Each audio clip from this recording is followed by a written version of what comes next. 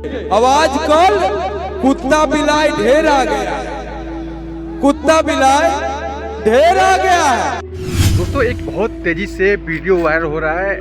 मगही का एक स्टार है गायक, उसका नाम है गुंजन सिंह। और गुंजन सिंह ने जितने भी छोटे कलाकार हैं मगही के, उनको कुत्ता बिलाई बोला है।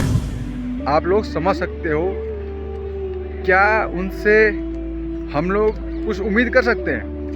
नहीं कर सकते हैं। जो अपने कलाकार, छोटे कलाकार को बोलता है कुत्ता बिलाई, तो उससे हम लोग क्या उम्मीद करेंगे? कहीं ना कहीं भोजपुरी या मगही इंडस्ट्रीज को ये लोग कहाँ लेके जाएंगे समझ में नहीं आ रहा मेरे को। लेकिन आप लोग कमेंट करके बता सकते हो।